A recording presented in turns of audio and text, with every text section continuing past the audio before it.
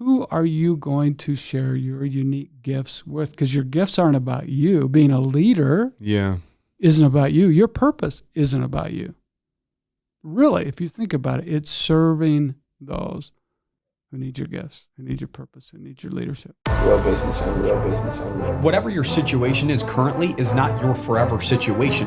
That's really what real business owners is, man. Like, we don't care where you come from, where are you going?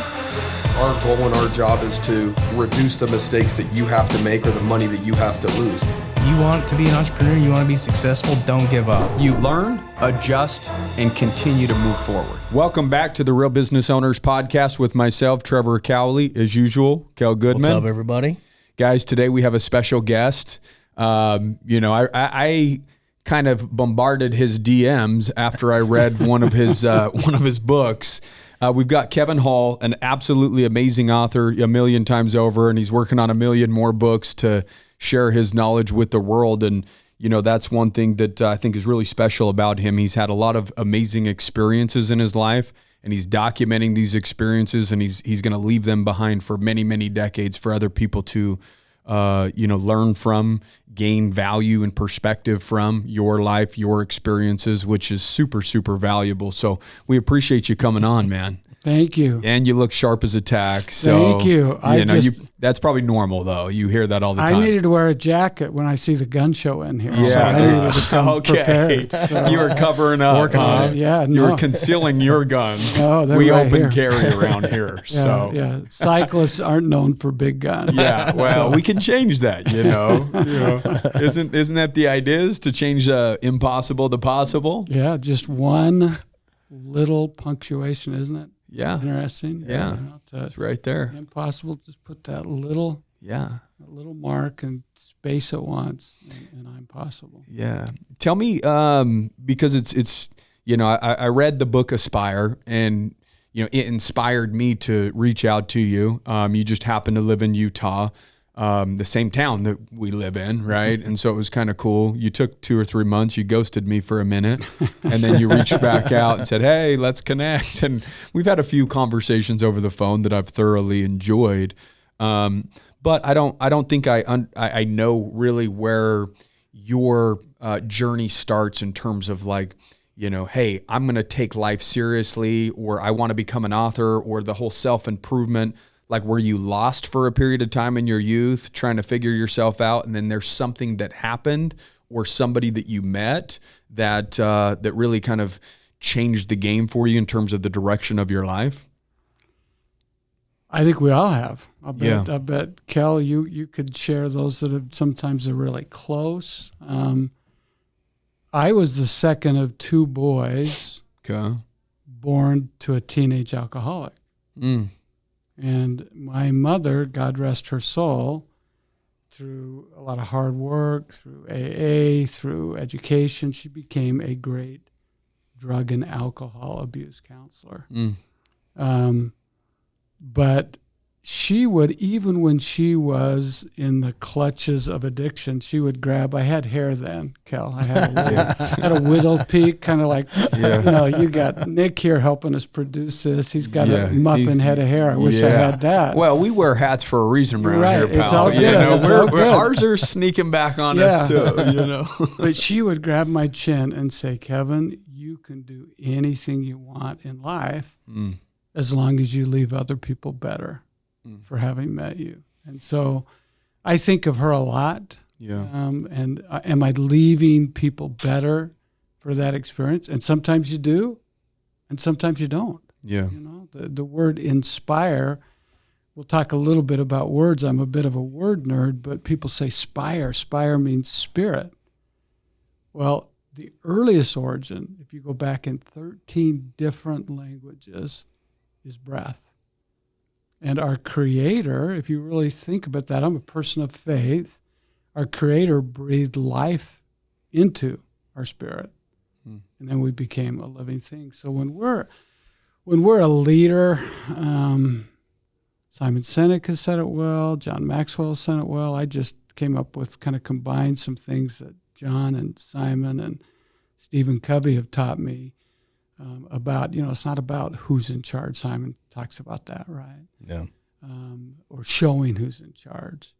It's being kind and caring about those who are in your charge. And I that's not the exact statement, but I've had people help me my entire life that say, hey, you can go in this direction. Like, it's a little sketchy growing up, you know. Or You grew up in Utah? Yes. Yeah, I did. Northern Utah. Uh-huh. Okay. Yeah.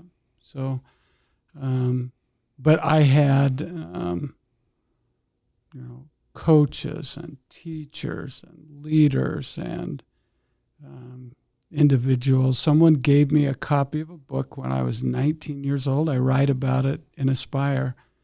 And the subtitle is pretty important to that book. Some people say Aspire. Yeah. But it's discovering your purpose through the power of words. So that tells you a little bit about where I was trying to go with that book when it was published. Boy, we're going to be celebrating 15 years here in a couple of years, and it's just been kind of this little evergreen book that just kind of a little book that could, and it's in over a dozen languages around the world. But I remember giving my first self-improvement book, I Dare You by William Danforth, written in the 30s. And it changed my whole perspective on you can do more, you can be more, we're better than we think we are. So yeah, that's been a journey. So what'd you do after that at 19? Like, when did you start getting into, writing books, and what inspired you to, put a pen to paper or put your thoughts down on paper? Was there somebody that said, hey, you need to write a book, or was it just it kind of comes from inside, I think. Yeah. And that was later on because I was part of, in my mid-20s, we started a company called Franklin, and it became Franklin Quest, and it became Franklin International. It grew to be about a $500 million company. And I was fortunate to lead out the sales and training side. So when we went into do public seminars or corporate seminars, that's what our team of consultants and sales professionals did.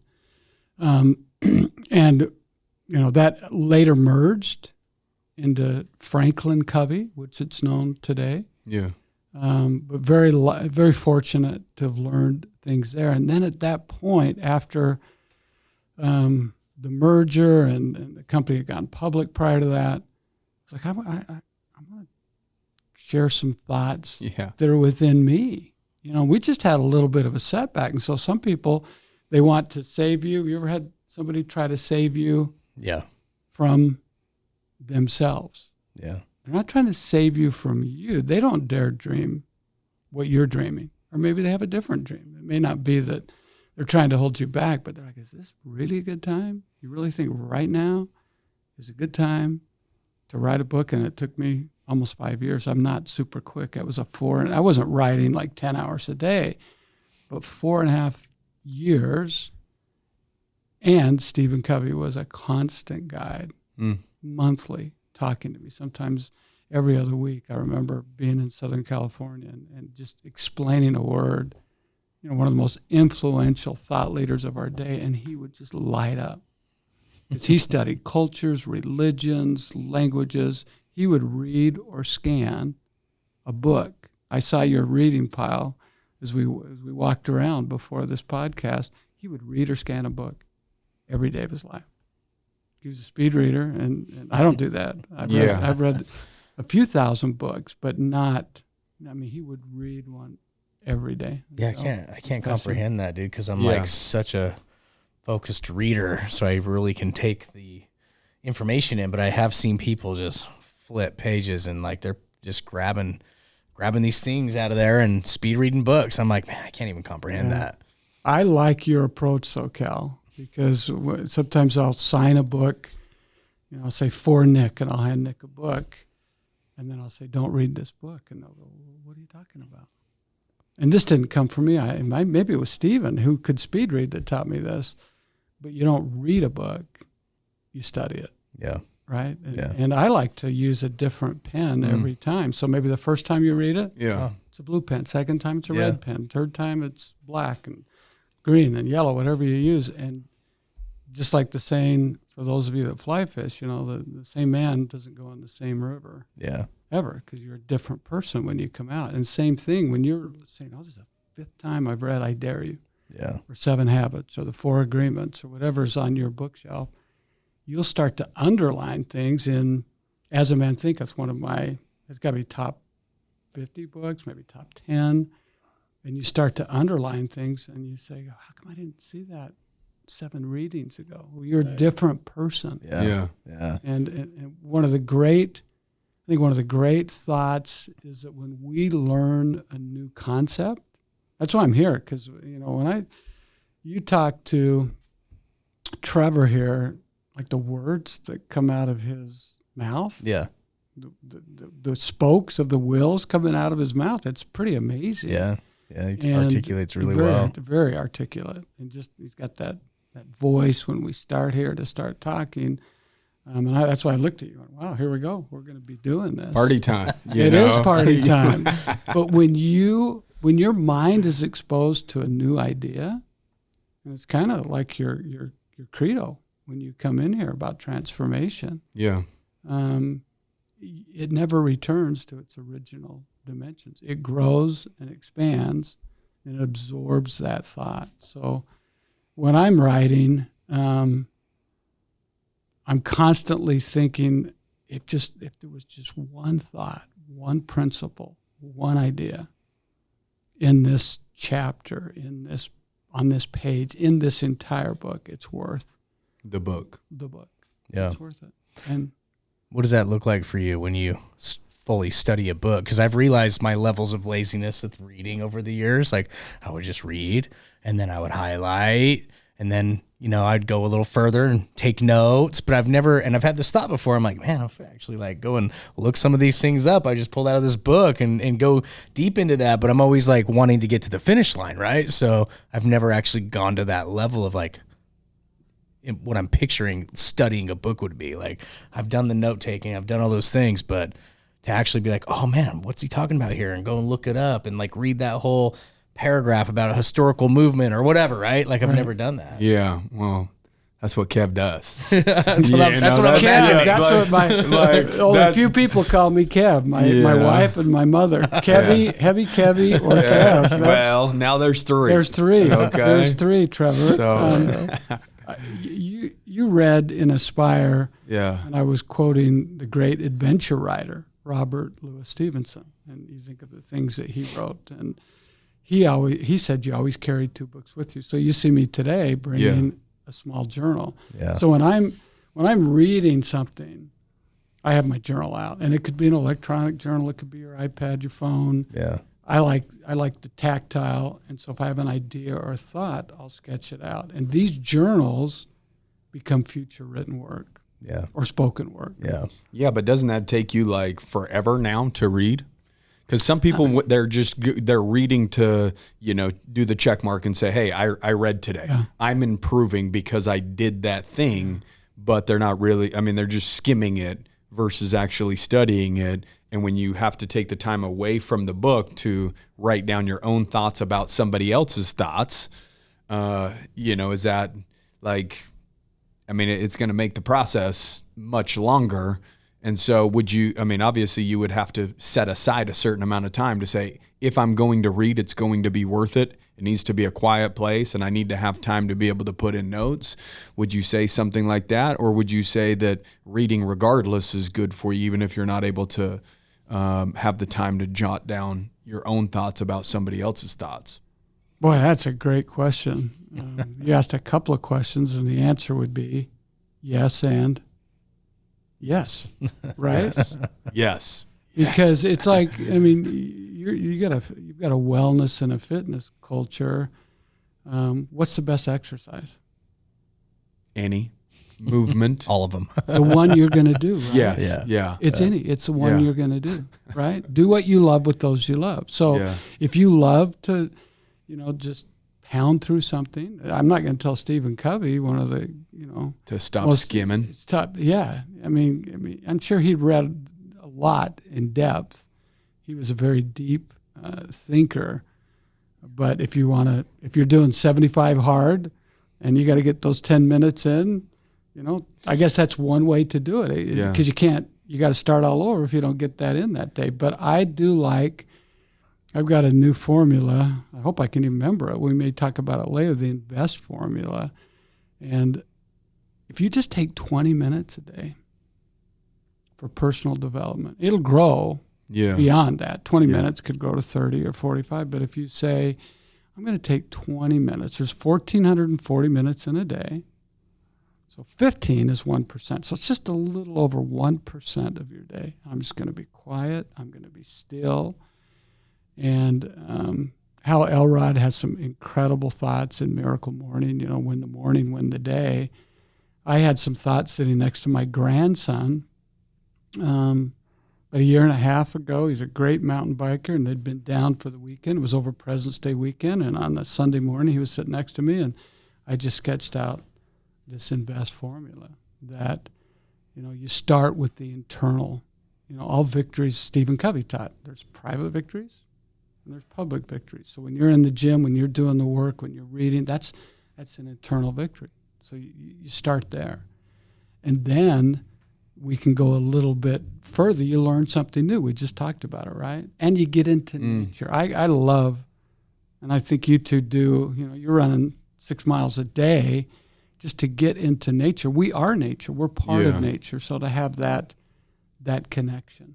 So do you think too many people are focusing more on external wins than internal wins, and that's why they feel like that they're fighting such an uphill battle when they're trying to, improve themselves? They're just improving for external validation versus, hey, let's just get little wins where I'm creating a record of the past for my own mind to know that I care enough about myself to take time out of my day, 20 minutes, to give to me so that I know that I'm growing.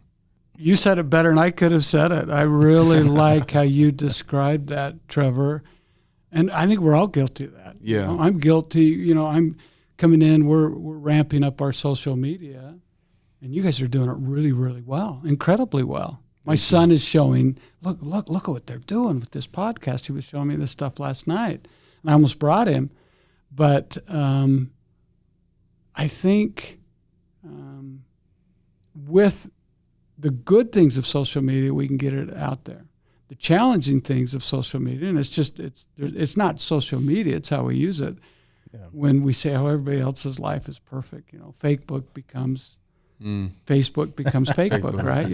How come their vacation looks perfect? How come they don't have any health problems? How come they've never had a financial problem? How come they don't have relationship problems? Well, that Christmas card or the Thanksgiving card or the New Year's card that we send out, there's a lot going on behind that picture. It's not We've all been to family pictures and had to wrangle our kids. Yes, and one shows up wearing Levi's when they're supposed to wear slacks, and but it's the I think the key, and this is not my thought. Some people say it's Wayne. I knew Wayne. I had his cell phone number. You could call Wayne. You call Wayne Dyer up and it'd say, "Hi, I'm Wayne Dyer, and I want to have a beautiful day. And if you're calling for any other reason, you got the wrong doctor. You might want to call me." He'd give a couple of doctors' names. It's just incredible. And I have it in a recording. When he passed, I tried to call him about 2 weeks later just to hear it. And the phone had been disconnected. But you hear that comparison is the thief of joy. And I even insert all joy. Yeah. Because if you're comparing you don't make any comparisons. Don't make unfair comparisons. Just don't make comparisons. So that can be, can I bring up play devil's advocate on this and bring up the opposite of that? I love that. Because my thought on comparison is, yes, it's the thief of joy if you're not willing to put in the work. Okay. So if there was the 4-minute mile, nobody could do it, right? Until somebody did it. And everybody then compared. I love that. This human being right here. I'm a human. They're a human. I'm a runner. He's a runner.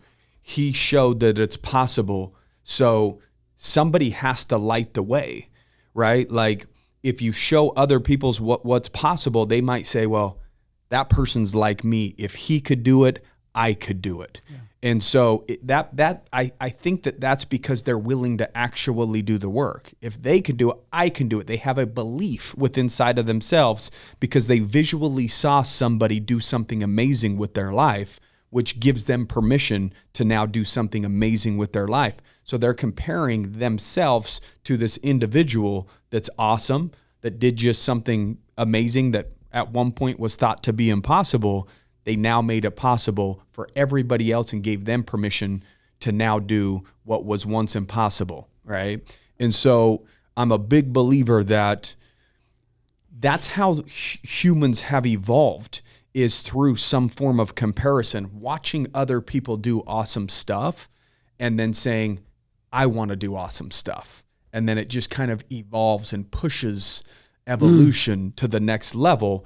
But if I'm sitting on the couch and I'm watching somebody do something amazing and I'm comparing myself to them, but I'm not willing to do the work, that's depressing. It's reminding me of everything that I could be, but I'm not, because I'm just not willing to do the work, right? And so, like, I've always struggled with that because I utilize comparison quite a bit, not in a negative way, but of looking at other people and aspiring to be more like that person, right? I love, boy, that's going to make me think about that when I share that, because you're, isn't it interesting?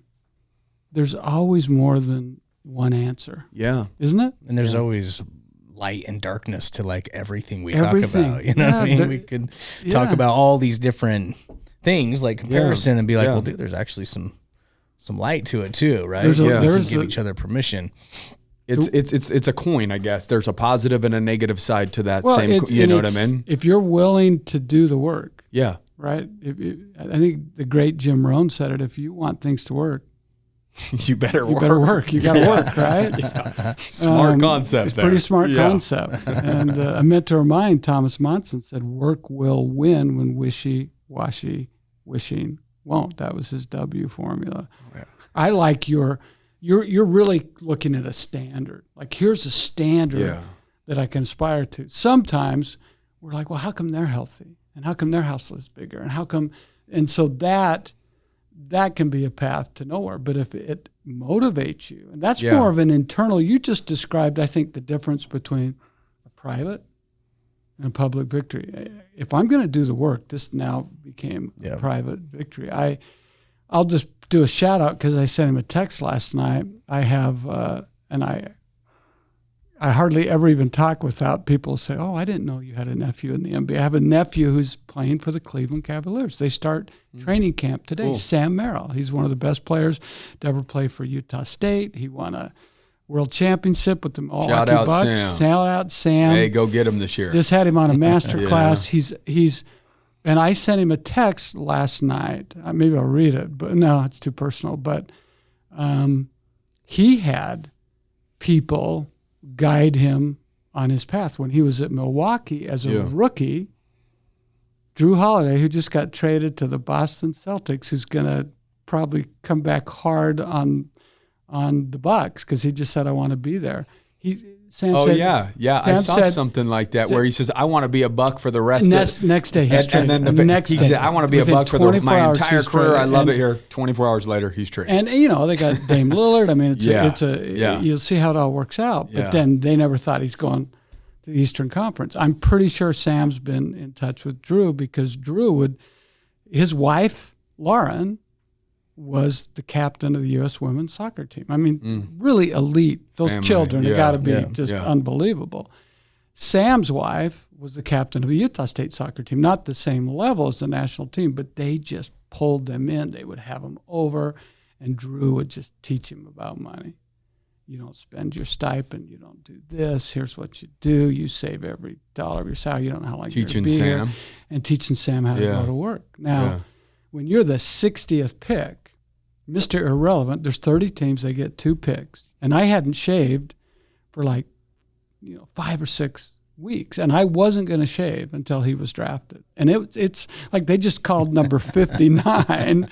And I can't grow quite like what you have. And then we were getting tech because we knew other teams were going to sign him. He had deals on the table, but then he got a guaranteed deal from Milwaukee, and he learned, from Giannis, from Chris Middleton, but Drew Holiday just said, here's what you can. And he didn't compare himself. He's not going to be the same player that Drew is. But Sam's one of the most highly skilled shooters, high IQ, moves the ball around, doesn't miss a defensive assignment. He doesn't have the defensive one-on-one chops that all NBA defensive player Drew has. But Drew taught him how to go to work. And they'll have a lifetime relationship. And so I think just the power of going to the top of the learning curve. So you talked about comparison. Yeah. Stephen Covey would say, Kevin, don't learn from somebody that hasn't done it. It's a great principle. Go to the highest level. Go to the top of the learning curve. There's no learning curve because they've learned it. And then you'll have your own way, but learn what they did. That's why your podcast, that's why what you do in your business is so important, because you're sharing best practices. Yeah. So that's a good, here's a practice or a standard to measure up to. Yeah. But just, I'd be careful that we all have unique God-given gifts. Yes. Mm-hmm. And we look at everybody else's gift. No, look at yours. And you know what it is. It's your namaste, right? That's one of the chapters in the book. Yeah. What is it? What does namaste mean? Cal, what does it mean, Nick? Thank you. What does it mean, Trevor? Thank you. What does it mean, Nick? Thank you. I know this because I read the book. I know, it's okay. I know it. Okay, so you know it. And it's something about, is it something about thank you for sharing your energy or spirit or something with me? Something like that? Yeah, and there are a lot of right? versions of that. Yeah. Gandhi said it was the divine in me salutes the divine in you. Yeah. I salute Okay. your greatness. I salute your uniqueness. I salute what you do best. You're not going to see, like you have a gift for listening, just empathy, smiling, great partner. You've got a gift, to articulate and speak and get right to the core. I'm sure you both have many more gifts than that, but you can't see those gifts in others until what? Until you see it in yourself. Until you see yourself, yeah. You can't see it.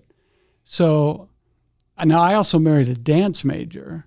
And so to me, and she always wants me to go to yoga, which is just painful because cyclists are a little bit Mr. Concrete, and your hamstrings, everything's tight, and they always come over. They want to use me as the example. So of what not to do. Of what not to do. And namaste to me, namaste has started to mean yoga class is finally over. That's what it really means. That's This where I thing learned is over. namaste too. Is that where you learned it? It's over. Yeah, I yell it. Namaste. Yeah, we're done.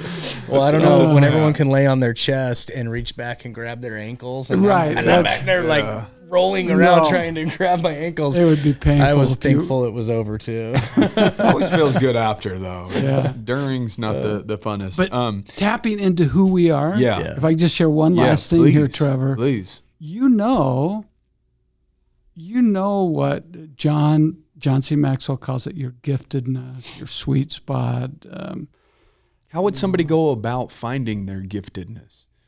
Because I think people become idle and they're like, where do I, how do they go about doing something like that? I mean, it probably would require them to be in a quiet place for a period of time and do self-improvement in order to, discover that, right? If you want to take one of your 20-minute growth sessions, just get out here and go for a walk, right? And just take that 20 minutes and then ask yourself, what do people keep saying I would do naturally? You get clues. Success leaves clues. Yeah. Failure leaves clues. Yeah. Right? If we watch. And people will say, you were born to do that. That's second nature to you. That comes naturally to you. There's all these little hints. And we kind of know, but sometimes we make it so mystical, and some of these thought leaders just make it so complicated. So it's not. It's you come back and say, I would do this for free. Bingo. Yeah. See, if you can take your heart's great gladness, what you do for free, and then meet a need that the world has or to serve somebody else that they have. Game over. Game over. Now, you're still, people say you never work another day of your life. Well, you're going to work because it takes sacrifice and hard work. And it's never like here in this building, taking the whole 3rd floor. Is it as easy as it looked? Was this just walking roll in? out It of might bed, look easy. just roll it downhill. Yeah, you never achieve anything that's significant, really, when you're walking downhill. Yeah. So I wrote this down in my journal last night. Just doing a little journaling. I'm on this whole new 100-day challenge where part of it's journaling, right? But I realized in my journaling, I was like, man, like all this like turmoil or problems or a lot of the things that I was thinking about were from just not speaking up, right? And so when we talk about how people find these things, sometimes I think we find out a lot just through conversation, but there's so many times where I know I just haven't spoke up or shared my perspective. And so I wrote down like, you know, your perspective is not meaningless unless you don't share it, right? And so because everything I feel like I've learned about myself has been when I speak up, you know? And so anyway, I just wanted to add to the question, right? Because I was just thinking about it last night, you know, ironically. And so I shared that with people here today. I wasn't planning on that, but you know, I know that there's a lot of people because I've suffered from that. It's like, you know, like share your perspective, even if it's contradictory. Like we learn so much about ourselves and from other people when we all share our perspective. Well, just like the, you know, comparison's the thief, right? there's a whole nother there's a whole nother side to that perspective to it, sure. right? I mean, I guess if you're just looking face value, then yes, it could. But if you're looking past face value, what did it take for them to have the things that they have, or to get where they are, or be as healthy? And you look at more of the process, and you're willing to duplicate the process. Then you know you have a winning formula already. Somebody's already invented that wheel, right? And so you know, it doesn't mean that you can't go down that path and extend the wheel. Right. And take it even further. Like, what was it? David Bannister that did the 4-minute mile, I think is what his name was. Roger Bannister. Roger. Yeah. Anyways, you know, and then people have taken that as an example and then they beat it and they beat his time. Right. So the idea is somebody's already laid out the path for you. You just start walking down the path. I always say if you're watching somebody do something amazing and you feel inspired, like if I'm watching Michael Phelps swimming, I don't want to become a swimmer. You know, it's not like I'm like, wow, I want to go get in the pool. But I do get inspired by his commitment, his dedication, and the type of sacrifice that an individual would have to make in order to have that level of greatness. But if you could take those ingredients right there, the commitment, the sacrifice, the willingness, and then find something that actually does inspire you, right? Somebody's watching a runner break the 4-minute mile and they like, you know, feel like they just watched a Rocky movie, you know, like it makes them want to jump out of their chair.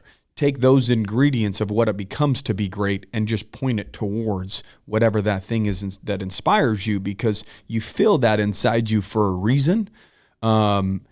And if you're watching somebody else live out their greatness, doing that thing, and it makes you feel a certain way, what would it do for you if you actually lived it yourself, right? Like we have to stop watching other people become great with their lives and start giving our life more intention and focus and effort and sacrifice and commitment in order to see the things that we watch other people have that may be stealing our joy in that whole comparison thing, if that's the side that you're on, right?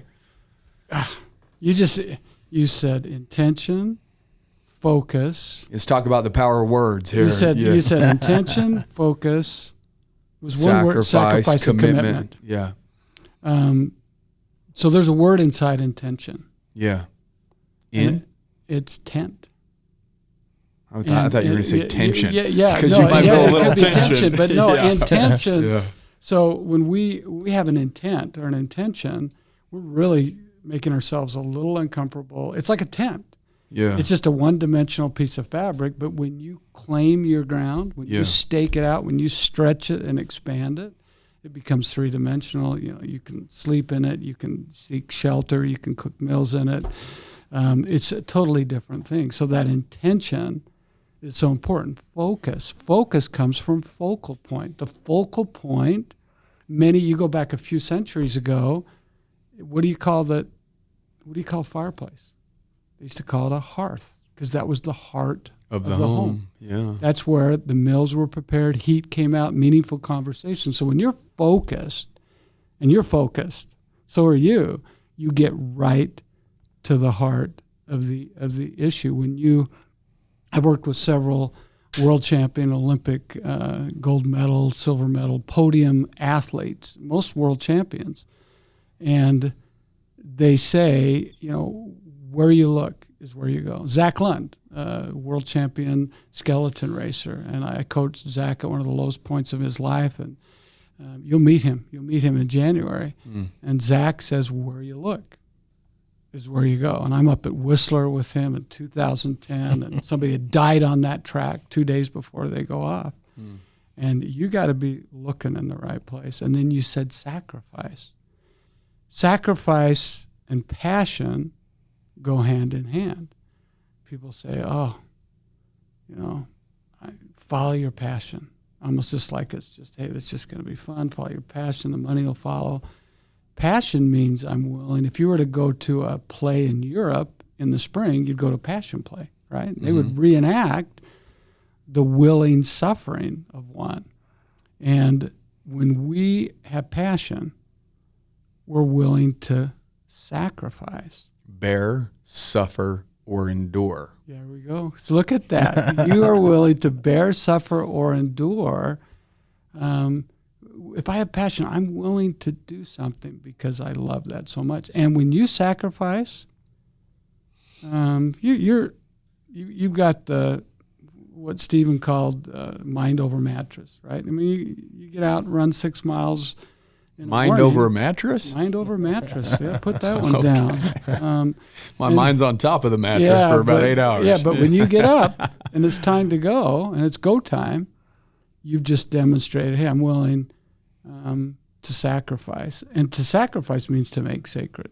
It really is. When we're doing something that's really, really hard,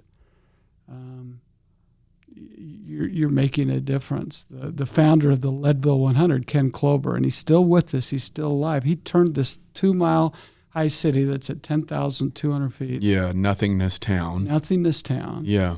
I've done that race 10 times. My son-in-law's won it twice. Wow. And it's the toughest one-day mountain bike race, I think, in the world. And maybe there's others that are tougher, but he stands up.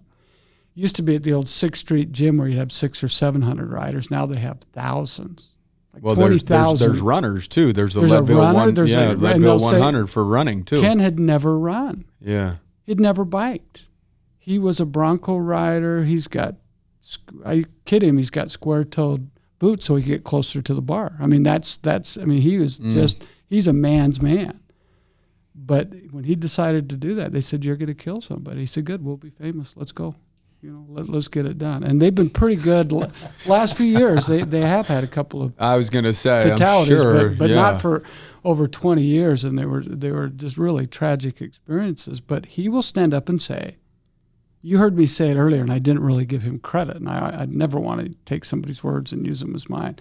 You are better than you think you are. Yeah. And you can do more than you think you can. Say, how do you finish a 100-mile foot race? Like a 100-mile foot race at that kind of elevation, you start at 10,000 feet, you go to 12.5 in a bike race. Back it's down. like more climb than going from base camp to the top of Mount Everest in the difference in elevation. And he says, you just do it 1 foot at a time. You just do it 1 pedal stroke at a time.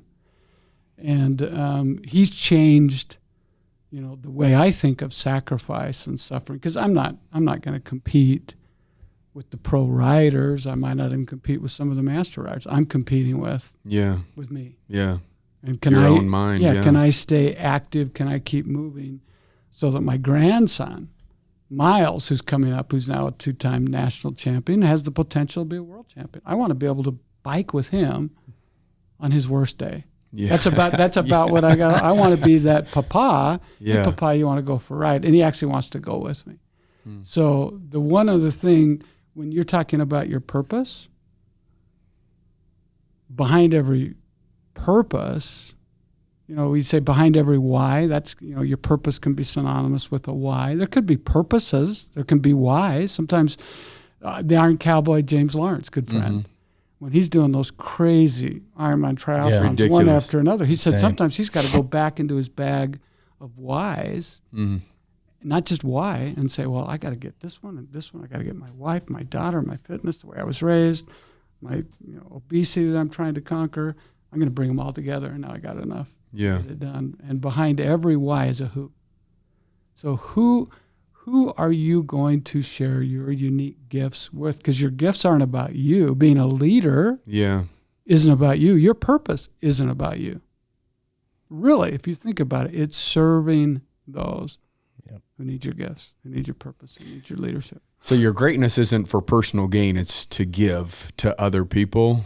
And when you do that at the highest level, there's just by default some personal gain to it, right? It's the law of reciprocity. Yeah. Right? You do something for somebody without expecting anything in return. And when you do that, you receive what you desired for others. It's a natural law.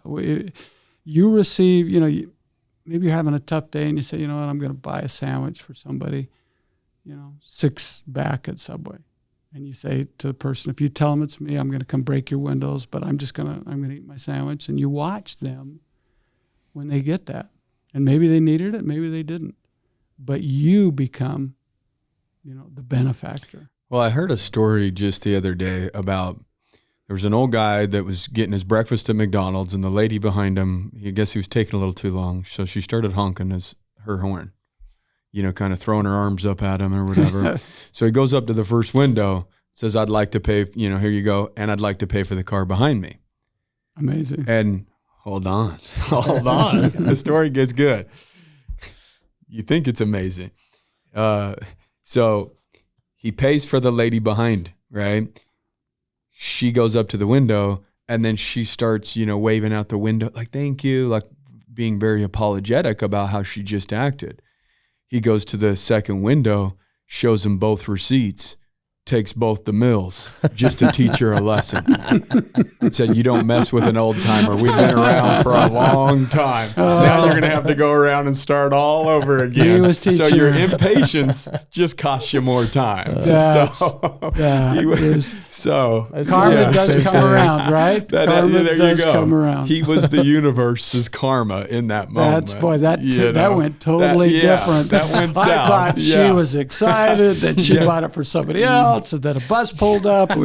Somebody else bought it for the entire track team. No, it's He was paying for hard lessons. And I'm probably not going to lead out with that story when we're talking about inspire or respect.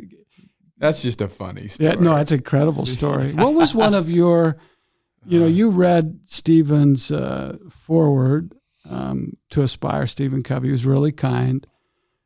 He loved language. Like he would just, we were going through humility, and it comes from humus, that rich, dark, organic soil. It means you're teachable, you're coachable. It isn't weakness or meekness. It's being teachable and coachable. But he loved that first word in the book that relates to this book of greats that I brought. We do have that. Yeah, I want to talk about just the book of greats real quick because I that was an amazing story in your book, and immediately when I heard that word, it's just a word that just now resonates with me, and kind of it's top of mind, on difficult or tough days when you doubt yourself, right? So if you will, please, kind of share that story, because I think it's super, super powerful, and I think it will bring a lot of value to people. Great. Just quickly, it's been a minute since I was back in Vienna, so it would have been several years before Aspire was published, and it was acquired by HarperCollins in 2009, and it was published, hit the bookstores in 2010. So it's been not quite 20 years.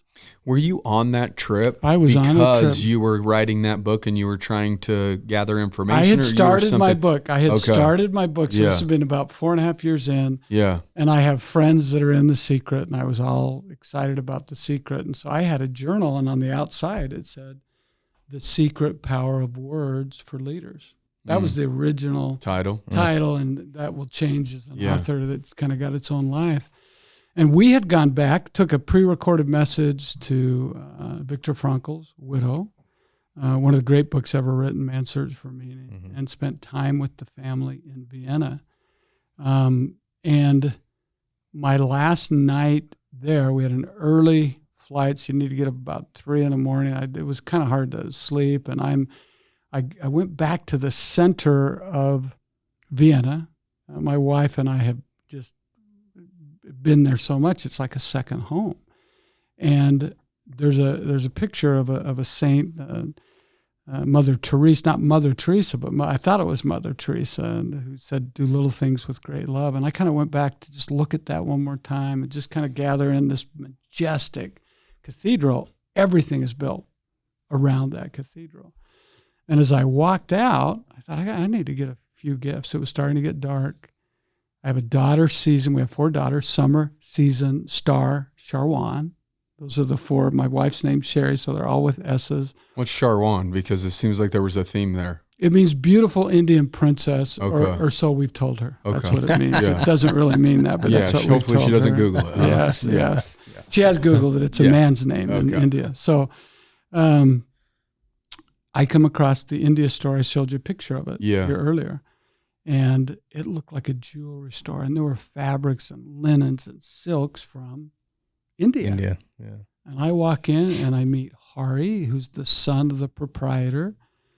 And I said, I've got a daughter who's getting married. Maybe I could find some fabric for her dress or bring a scarf home or something. And he said, "Why are you here?" And I told him why we were there. And then his father, Praveen Cherkori, Pravin, it's in the first chapter of Aspire. He comes prancing in like the Pied Piper, people following him. He was the greatest tantric artist in India. That's where you do large installations and you paint with your hands. So you take all different, he would do, installations as big as some of the buildings that we're looking at. They have a book written about him, but I had no idea who he was. His son introduces me. He hears where I had been, why we were there. And it was just me. And he said, "Kevin, you must be one of the greats. I want you to sign." He reaches underneath the desk. And pick that up, Kale. Pick that up. That's got to be 40-ish. That's a 30, 40-pound dumbbell right there. Yeah. Definitely. This is the Book of Greats. He gifted it to me at the end of his life, and he turned to a page where Viktor Frankl had signed that book. And again, this book is over 55 years old. Yeah. There are signatures in here from the 1960s. And he said, "Kevin, I want you to sign this." Right underneath, the author of Man's Search for Meaning, who said, everything, one of his great quotes in that book, everything can be taken from a man, but the last of the human freedoms, the ability to choose. Choose one's attitude in any given set of circumstances. Now, that sounds good, and it's nice, air-conditioned, perfectly, It's a little warm. Well, it's great. No, I like it. I wouldn't compare it. I like it. We're trying to keep you sweating. It's good. I don't think it's great.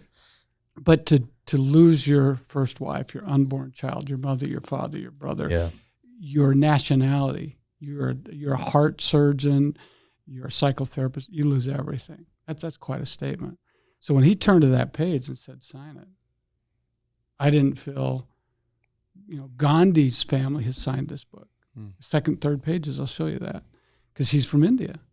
And then he showed me Victor. I didn't feel too Viktor Franklish. I said, "I'm sorry, but I can't sign this Book of Greats."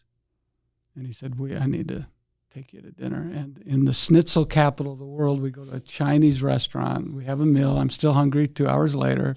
But we have about a 3-hour conversation. And he said, "Kevin, you're writing what's this journal here?" I said, I'm writing a book. I wasn't an author. I hadn't written a book. I'd contributed to some of the training of Franklin Covey, but I hadn't authored my own work. I did something at 19, but it was my first little work. It was called Kev the Rev's Ready Reference, but we'll talk about that later. But he said, when I grew up, I was taught a word that comes from the sacred writ in our language, and the word is gen shai. And you can pronounce it however you want. It's not like, gen shai. You can. It doesn't matter how you say it. It's kind of like a hard G, almost like gun shy, but gen shai, Genshai. And I remember just writing that down. And he said, "Now I want you to hear this." And when he was 80, he looked 40. When he was 70, that's what he was at that time. He looked like he was 45 or 50. He was ageless. His mother walked with Gandhi. She was, when they told Gandhi, hey, you can't have salt. Indians can't, the British government, you can't have salt. His mother started walking with Gandhi while she was pregnant, and he turned her back. She lived with Gandhi in Mirabin with 5 women. And so there was some influence there, and he said, Genshai means that you would never treat. And I hope you only hear one thing from this podcast from me. Genshai means you would never treat another person in a manner that would make them feel small, including yourself. That's why I paused at the end. You don't treat somebody else small. You don't let somebody treat you small. You create boundaries. That's acceptable. That's not. But above all, and this is the biggest one, you don't treat yourself small. And I remember going back to my hotel that night. I couldn't even sleep. I thought, did that really happen? Yeah. Was there really a book? And by the time we finished that dinner, they'd closed his art studio. He had an art studio, it doesn't anymore, right next to the fabric shop. They closed them both. The Book of Greats, I was going to fly out. Nobody had the key to open it. And I went back about a year later with the film crew and signed that because he said, don't ever treat yourself small. And he's the one that taught me that every person is an unrepeatable miracle. At dinner, he said, you're an unrepeatable miracle. You better start acting like it. And he became one of my most profound, impactful, meaningful mentors in my life, just from a happenstance of being, in a place. When you get on path and you get on purpose, took me a while to get to Aspire. I wasn't a 20-year-old, 30-year-old, even 40-year-old writing it. Some people say, hey, maybe that's too late. Stephen didn't start 7 Habits till he's in his 50s. I was maybe a little bit earlier than that when we started, but when you get on path and you get on purpose, you'll meet people who've been waiting on your path all along. But sometimes we're looking for the bigger, better, and they're just right there. They're just sitting right there in the room. And he taught me that. And that word, I don't know if you do Kindle or if you do an electronic reader. Regular books. Books. I like a hardbound book or a regular book. I like to mark it up and have it. Audibles once in a while, but I just like turning a page too. Yeah, we got a nice Audible for Aspire. It was I was speaking all the time, so we had an award-winning narrator do it, Patrick Lawler, and he won a couple of awards for it. But that word, when I'll get on a Kindle, you go to highlight something, and when you go to highlight something, it'll say, this is the most highlighted I didn't know that as an author. This is the most highlighted section of this book. Well, you know what the most highlighted section of Aspire is? That. Yeah. Like 5 to 1. Yeah. And it tells you that we live in a world where we could be a little more respectful, a little more affirming, a little more edifying, a little more encouraging. That's not a soft skill. If I'm a leader, and leader, LEA means path, and DER means finder. That was the very first meeting I had with the Master of Words, a professor that I met after that trip. Yeah. Who said, when you're a leader, you're a pathfinder. It literally in Indo-European means you have senses. You can see, you can hear, you can taste, you can touch. You know where the sign of the game is. You can see it, smell it, taste it, touch it. And maybe you don't have the big title. Maybe you don't have the big headdress. Maybe you don't have the biggest teepee. But you got the best senses, and you become the leader. Talk about the word character. I love that word. Yeah. Because I think that, in this day and age, there's many people that struggle with integrity, with character. The world makes it too easy to, veer down a wrong path, especially right now. So with all the distractions, it takes, a high man of character to stay on a path to find your greatness, right? Yes. You just used two words, character and integrity. There are some similarities. Integrity means you're whole or complete.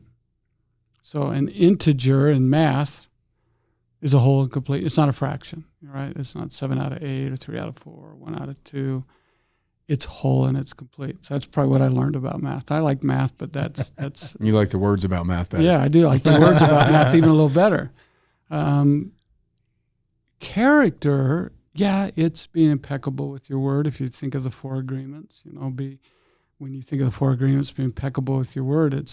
That's also be whole with yourself. Be kind, be respectful. It's being honest and candid, meaning what you say, having your video match your audio. That's all of that. But character is a little bit more than that. In ancient days, character was something that was engraved on wood, on stone, on metal, and it's what's engraved on our hearts, on our soul. It's really everything good that's ever happened to you and everything bad that's ever happened to you. Because as John C. Maxwell teaches, sometimes you win, sometimes you learn. I mean, you take that principle from one of the great thought leaders of our day, who has signed this book. I was with John in Spokane, Washington, and brought it up, and we were working with the group, and it was really fun to have him sign that. Character, that's a legacy builder. I'm working on a book on legacy, and I think at the end of our life, we're going to ask ourselves, did you live? And did you live fully, and did you live without regrets? Did you love, and did you love unconditionally, and did that love start with you? Genshai teaches we don't see the world as it is, we see the world as we see ourselves. And the way you treat yourself reflects in the way you treat others. Did you learn? If Stephen Covey is just absorbing information till his last breath, how important is it for us to continue to learn and grow? And John Maxwell says, somebody gave him my book at the church he attends in Jupiter, Florida. And then he tracked me down. How about that? I'm like John Maxwell. You are. You're just, he tracked me down. And somehow he got my private cell number. And he's got a voice like you. I've kind of a little raspy voice. He called up and said, "Hey, Kevin, this is John Maxwell." And I said, "Oh, my goodness. You have the voice of God." And he just laughed, and we laughed. And he was inviting my wife and I. He would honor somebody once a month. And he took us to the Grand America. He was coming out to speak. I said, "I got all these friends I want to bring." "No, I just want you and your wife." I ended up bringing a friend or two after because I wanted them to meet John. I wanted to share in the party. I couldn't want to just hold that. But his secretary, Linda, said, "No, Kevin, this is special. You and your wife meeting him there." He was so affirming, so edifying. Just so giving. That night at dinner, he said, "There's nothing more pathetic." That's a pretty strong word. Yeah, it is. Than a leader who's quit growing. You're not really a leader anymore because you're not going to see, you're not going to sense, you're losing that capacity. Stephen Covey called it living life in crescendo, that your greatest work is ahead of you if you're willing to do the work every day. So at the end of our life, did you live a life worth, a life well lived is a life well loved. Did you love? Did you learn? Because sometimes we'll hear, we want to be caught up. I wouldn't say I'm too socially, I'm not scanning certain things. I probably see too much news on the internet, but that's not where I want to start my day or end my day. There's just so much out there that you don't really want to control because every thought you think and every word you speak, it creates your future. Every thought will eventually be manifested into an expression of a word and then an action. So you got to be really careful what you're focused on. Did you learn, to your last breath? Did you continue to grow and develop. That's a legacy that people will remember. Stephen Covey's legacy. I mean, 7 Habits you can get on right now. It's still one of the top best-selling books ever, right? Yeah. Wayne Dyer's legacy continues on. John Maxwell's legacy will continue on because they're learning. John devotes, he told us this when he said there's nothing more pathetic. He devotes 4 to 5 hours every day in personal development growth. I just said, let's do 20 minutes. Yeah. I got a couple of books coming out. He has over 100 books. He's now starting to do music. Is he? Yeah. He literally posted just the other day. He's like, well, why not expand myself? It's like a self-improvement song. I love it. About kind of getting down and out and, I didn't know that. Yeah, he was working with these guys and these two musicians, and he's just sitting there as he always, kind of sits in his chair. And he's the only one that could do that. Yeah, you know that? Yeah. There's another, like, you don't sit in a chair when you speak. He could come dressed in a gunny sack and be sitting on a large peanut. Yeah. And I couldn't wait to hear what he's going to say because he is who he is. Yeah. Right. And so he starts every day. So he will file, he will read. He likes to swim. He'll put a thought or an idea when he's doing his workout in and just chew over it and over it when he does his laps. He starts every day by saying, he told us that in person that night, who can I add value to today? What a great way to start your day. Who can I add? This is John Maxwell. This isn't me. This is John C. Maxwell. Who can I add value to today? And then his second question is, well, if I'm going to add value to somebody, I better be valuable. And I better get to work. And I don't know, I would say those two, Stephen R. and John C., have really set the standard for growing and developing. That's why the spokes that come out of their mouths and out of their heart through their bloodstream onto the pages where they wrote it. That's why it impacts so many people because they did the work. If you plant the seeds, I coached a woman, great speaker, Tiffany Peterson, and we worked on this concept, and she influenced it a lot. If you plant the seeds, the harvest can't be prevented.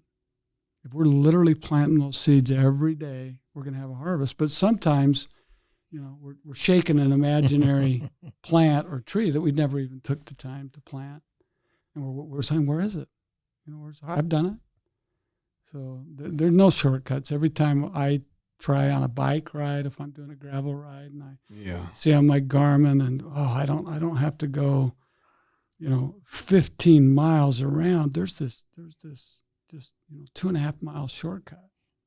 It's never a shortcut. You take it. And it's 2.5 miles straight uphill. You're hiking or a something. bike and your clips. And you're like, all right, what was I thinking? Shortcut's the long route, the hard route. It is. Soft sand, It is. You've been there. You're on the same. You're on the same one.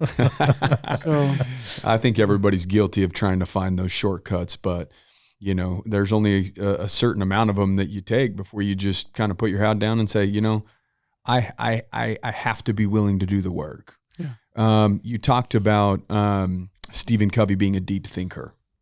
Do you believe becoming a deep thinker and finding your greatness and discovery is going to require you to isolate yourself for a period of time? Yeah, absolutely. I'm a big believer that people should live their life like lungs. It expands and retracts. And when it retracts, I think that you should retract from society in some cases and work on yourself. And then you expand yourself, right? And when you expand yourself and go back out into society, you're bringing value to the world. I'm then just you putting retract a note and to expand. myself. I love that concept. I absolutely expand and retract. So expand and retract is powerful. That gives you that ebb and flow. Well, sometimes when you retract from society, you feel like you're going crazy, right? And you want to go back into those old, Well, I'm saying initially, when you first start saying, okay, I'm committed, I'm going to go down this path of improving myself, and you retract yourself from old environments, old habits, maybe old friends, old situations that didn't serve you anymore, you feel like you're going crazy. And I say, if you feel like that you're losing your mind, isn't that the purpose? Get rid of the mind that didn't serve you anymore and recreate the new one, and then go back out in the world when you expand yourself and share those gifts and share some of that knowledge that you gained when you were retracting from, the old situations or circumstances. Man, I could be here all day with you too. Can I just dig a little bit deeper into that for just a quick second? I had to look at a couple of my notes in a little flip book. Let me turn that down. We're talking about legacy, and I left out the third or the fourth, which is light. Did you light? Did I what? Did you light? Did you light your path? Did you light the path of another? It takes that reflection, that retraction, to be able to really see things clearly. And Tonar Ivans, who is related to where Ivans is called, kind of a namesake, not named directly after him, but in that family. He said, he who holds a lantern to light the pathway of his brother sees more clearly his own. If you got a lantern out, one of my favorite things is just to go on a little night ride with lights. It helps to have some lights. And it's interesting, that Vale Hill that seems so big in the day, you get halfway up it and you go, am I coming to the turn right now? Because you don't see it, right? But it gives you that. Just like that. That's why I'll do every once in a while. Well, the long runs that I do throughout the night are so much easier, aren't they? Yeah, because you don't see all the. I don't get to see that mountain that's 6 miles away and being like, oh my gosh, that's so far, but it's only 6 miles of this 40 miles that I'm running, right? When you're just literally focused on the steps that are in front of you, next thing you know, you're 20 miles in or 30 miles in, versus looking all the way around and so far down the path that you're just like almost somewhat defeated, like, oh my gosh, we have that much more to go before we even hit the halfway point, right? And it's that's so, it's very true. Where you look is where you go, and sometimes if you don't know where you're looking, it's a lot easier. Maybe that's a lot. Let me just share, and I've got to look it up because we were talking about the INVEST formula. I think this will answer what you just said, and then anything else that you or Kale have before we wrap it up. I want to focus on what you want. This is from a master class that we're doing, and now I kind of create it in a flip book form, so that you can just flip through it. I sent you one of our agendas for an event. And it's kind of a fun technology. Warren Buffett, I've trained at United States Liability Insurance, one of the 80 plus companies that Berkshire Hathaway owns. Warren is wise beyond his years, and he's not a spring chicken, right? He says the more you learn, the more you earn. Everything. Well, he's the Wizard of Omaha. The more you learn. Jim Rohn, we did a Jim Rohnism. I think one of the greatest.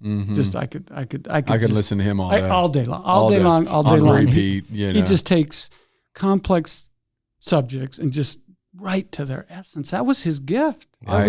When I'm on a run, that's when I'm listening.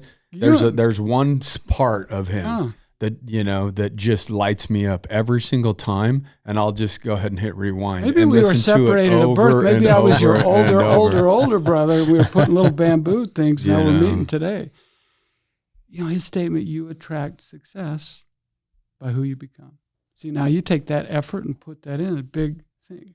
He said something. What better time than now to breathe in or breathe life into your dreams and light a flame across the world or something like that. And it was just like, and he goes on further and further. And I was just, and I just want to run that much faster. I'm like, light a flame behind me. So you take that one. I mean, if I can do it today, breathe life into your dreams, so if I can do it today, if I can do it tomorrow, do it today. If I can do it today, do it now. That's all in. That's one of the words. And it's probably the second most is OLLIN, move and act with all your heart. And we really don't have time to get into that. Warren said the best investment you can make is an investment in yourself. So he doubled down on that. On the learn, earn. On the learn and earn, and I think he knows a thing about it. Here's my formula for that quiet reflection. Deep thinking. Yeah. And when you were describing breathing, I was thinking of the heartbeat, the breath of this planet. And I mean, I love the mountains. I love the desert. There's something about going to the ocean. Yeah. And that's the same thing. What comes after one wave? Another. And after that? Another. And another. And and another. another. And another. Attesting to the fact nature gives all and loses nothing. But there's a pause in between. There's that little reflection time. There's nothing quite like it. So this invest formula, we talked about the internal for the I. Yeah. Have those internal private victories. Learn something new. Do something new. Get out of your comfort zone and experiencing something new. And when somebody says, hey, have you read this book? Or have you seen this movie? Instead of trying to act like you know everything. Maybe you saw part of the movie, or maybe you only read the book once. We should say, I'd like to know more about that. Tell me what you know. Tell me what you know. Tell me a little bit more about that. Just tell me a little bit more. We don't have to be.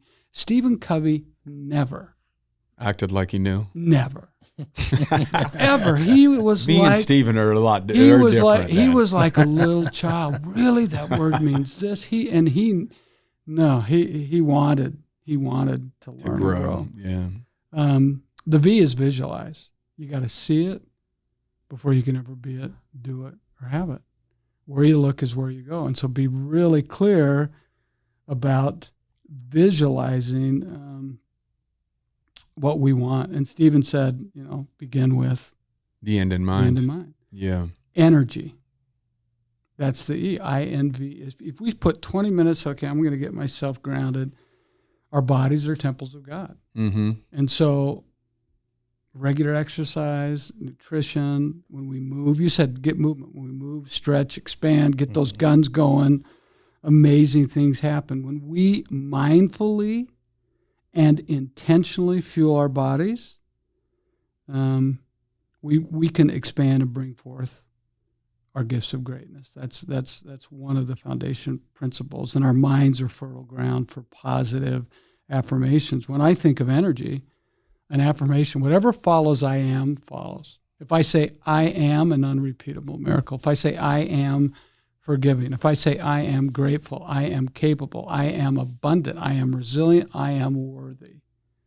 Whatever follows I am follows. So I'm close on a book called The 7 Affirmations, and I just shared some of those affirmations. Yeah. And that will be a legacy work. I hope my children, grandchildren, their grandchildren will look at that. And it's that book is dedicated to my 2 mentors. It's dedicated to Stephen Covey, 7 Habits of Highly Effective People, and John. Yeah. And I've and then last thing on the INV E formula is S.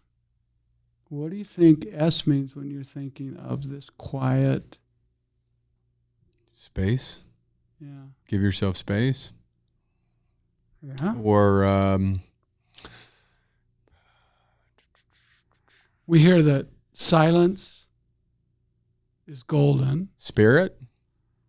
It's all in there. S for me means stillness. Stillness. Silence is golden, but stillness will embolden.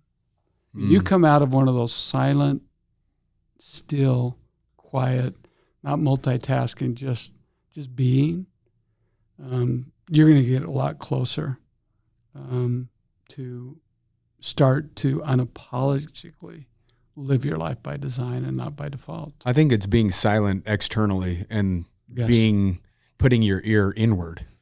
Yes. Right? Like that's the whole point of the silence external is so that you could listen to the internal and your intuition, right? And that would be more of your guide of what to do on an external situation if you feel lost. Whoa. Right? Wow. And then the last thing, the best formula is just time. Yeah. what we do with our time. People say, I don't have time. Yeah, you got all the time there is. You get 1,440 minutes. You get the same check I do. Nick does. Kale does. We get the same check. It's what we do with it. It's a choice. Chaos is a choice. Yep. And when we choose to be focused and committed and intentional, sacrifice, and have passion, we're on that path. But Stephen would often say, "Are you taking care of the goose? You're the goose that lays the golden egg, huh?" Yeah. And don't kill the goose. Like that fable. They wanted more golden eggs, so they killed the goose. There are no more eggs. So you can't give what you don't have. So you do need that time to set aside for you and whatever it is for you. And like we talked about with exercise, what's the best exercise? The one you're going to do. What's the best time to spend that time? It's. I like the statement, do what you love with those you love. If you love yourself, go spend some time with yourself. Yeah. If you've got people around you that enjoy the same things you do, get a running group, get a biking group, get a reading group, whatever it is. But take the time for you, because people say, I'm sacrificing for everybody else. Well, that's a choice. I've done it. It's a choice. You couldn't get Stephen very rarely to give a speech before noon because he wanted to either bike or swim or do his thing. You can't get John Maxwell to do a speech before he's put in the work of filing and writing and sending stuff off to Charlie Weitzel, who's a friend of mine, who's helped him with those books. And that takes discipline. The thing I hear the most from highly successful, to take one of Stephen's terms, from 7 Habits of Highly Effective People, highly successful, they're world champions, Olympic champions, leaders in business, thought leaders. They're consistent and they're persistent. Mm-hmm. That's the time. There's no one-hit wonders.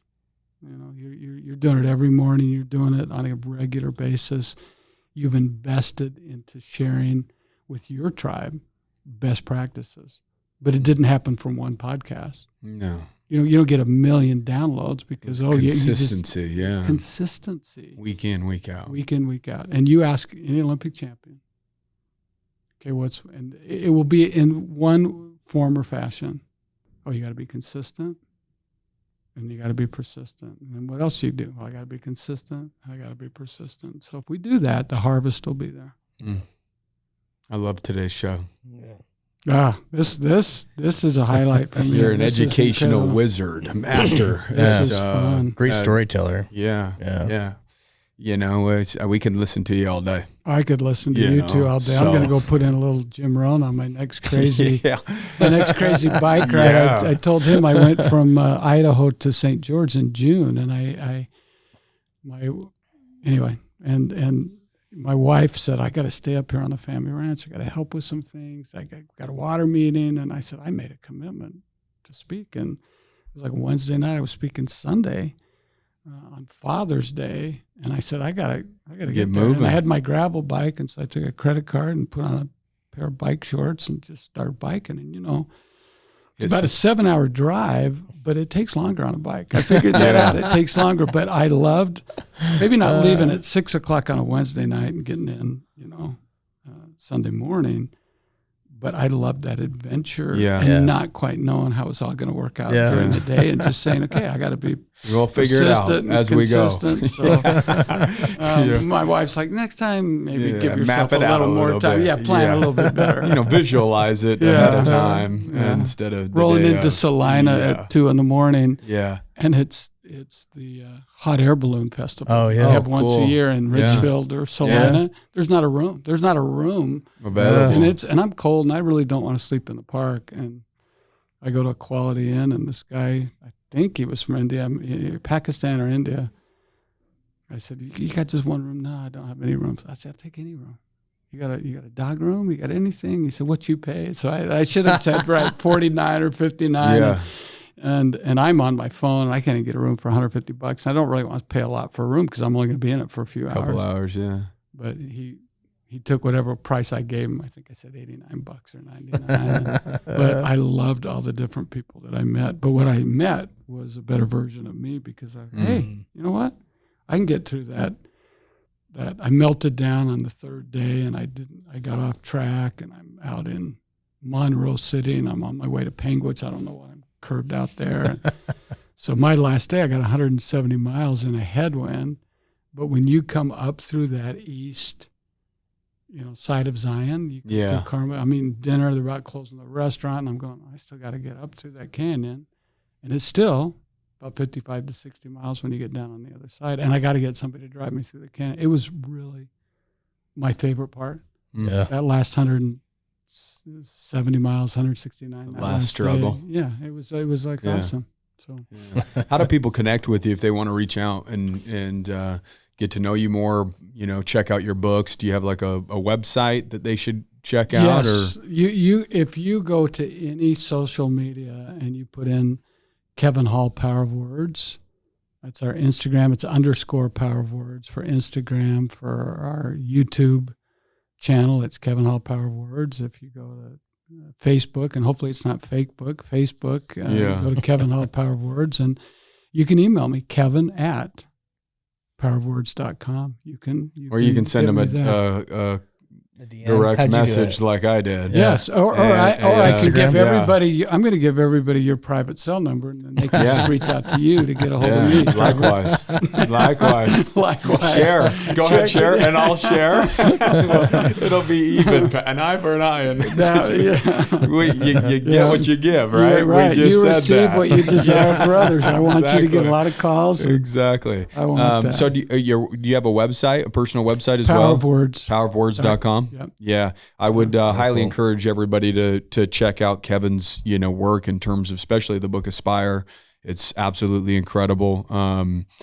It's impossible to be the same person at the end of that book that you were going into it, and it's a page turner, no doubt. That one will make you want to take notes. Like that, there's one book that I have an actual notes in my phone, and it's I'm book, honored by that. So, I mean, I've highlighted books, this, that, the other, but that I was taking information out and saying, I got to keep that, I got to have that close to me at all times. And so we appreciate you coming on. You just brought so much value to our community. And guys, make sure that you share this show with somebody that you love and that you care about. Make sure you're rating and reviewing it so that it can get out to more people. Other than that, guys, we'll see you next week. Awesome. Thank you too.